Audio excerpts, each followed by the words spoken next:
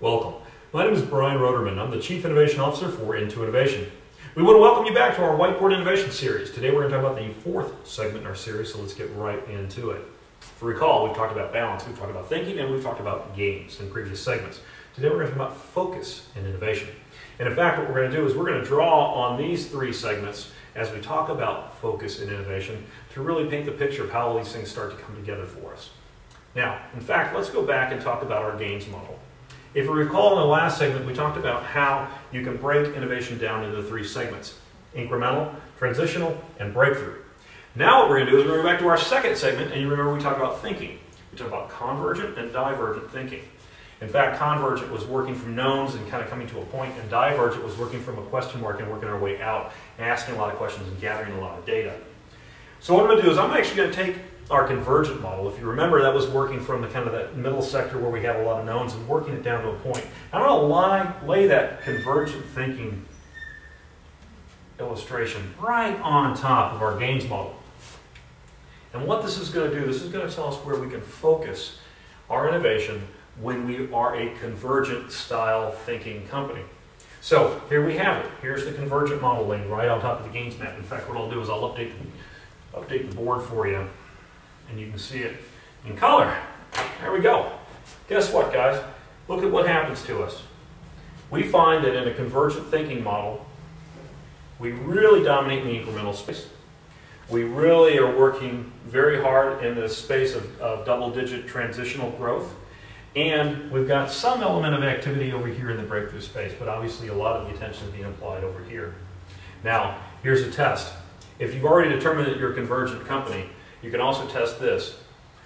Why is this happening? Well, it says that most companies that work in this space are really going after those incremental wins. They really don't want to wait too long before they have a celebration of innovation in their company. They're really trying to get these small victories and build on them in a company. And they really kind of stay in this area most of the time. Now, one thing that I found working with a lot of organizations is that the reason for this can also be personally and politically motivated. And what I mean by that is that in businesses there's a lot of competition. And if you find a lot of need for different groups to perceive or to present their innovations, so maybe even there's some co-opetition occurring within the organization. And what happens is you need those wins. So you really are trying to push those quick innovation wins in your company. And so it's not necessarily maybe focused so much on growth as it is just about getting that innovation victory within your company, within your particular business segment.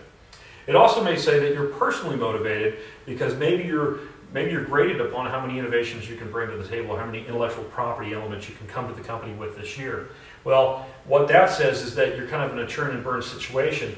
And so the less time, the less effort I can apply and still get an innovation win, I'm going to probably stay on this side of the chart.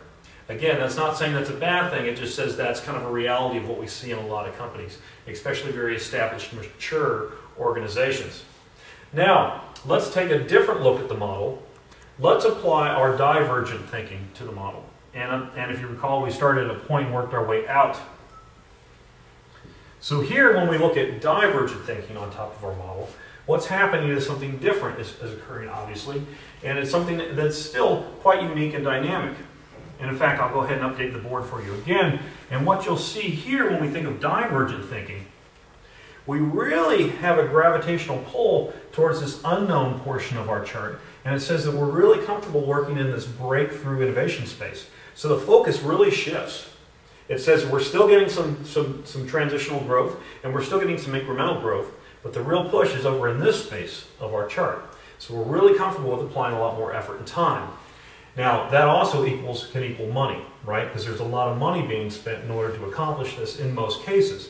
What that says is that in order to have this type of focus within your company and innovation, you really need to make sure that you have a lot of executive level support. If you do not have that executive level support, whether it be C-level managers or the board support to really focus a lot of effort and time and energy over here, you're going to be in conflict with the company, because chances are the company may still be kind of a convergent thinking mindset, but you're trying to work in a divergent space, and you're going to find yourself with some friction. And that's not going to help you, because ultimately your innovation is not going to be successful in that particular segment, because you're just ultimately going to be fighting a lot of political battles that you don't want to be doing, because it's not going to help your innovation in the long run. So again, if we're going to work in this divergent space, you really need to get a lot of support at the highest levels of the organization so that you can really dominate into this space. And that probably means that your company is also very entrepreneurial in spirit, and it probably has a lot of again, you probably got some funding to allow you to come off into this space and do this. If not, you're probably going to drive more to this side of the chart. So again, we've talked about two different ways of looking at the chart. Neither one are necessarily bad, but they do have two different ways of looking at it and where you can focus your attention. Personally, I have a different way of looking at it, which is the combination of the two. And so if we take our convergent and our divergent thinking and we lay them on top of each other, right here, this being the convergent, this being divergent, something else really great happens. And again, I'll just update the chart for you. And look, this is what is really neat. Here it is. Here's the two types of thinking. And I like where the two come together. Why? Because if you remember our first segment, it was about balance. Think about how you balance out this type of thinking on this map. And look what happens. When we balance out our thinking, right here where they overlap, we get this really nice harmony of the three levels of innovation occurring in your company. It says that for the primary focus, it's going to be in transitional innovation. We're really going to focus on double-digit revenue.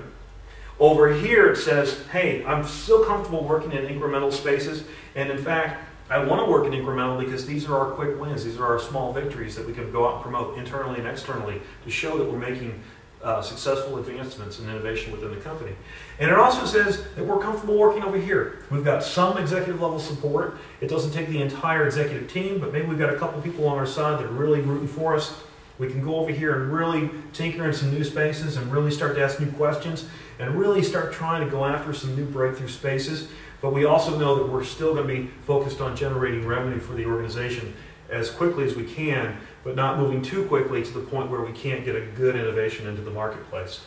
The other thing I like about this is once you can get this foundation really built up nice and strong within the company, it can start to grow for you, and it kind of creates this trajectory upwards. And it says at that point, we're totally comfortable working in incremental. Everybody's scoring big over here. We're constantly moving these into the marketplace.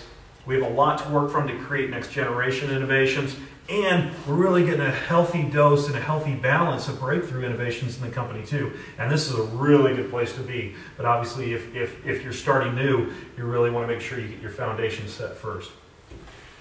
So, that is how we focus on innovation. Let's summarize.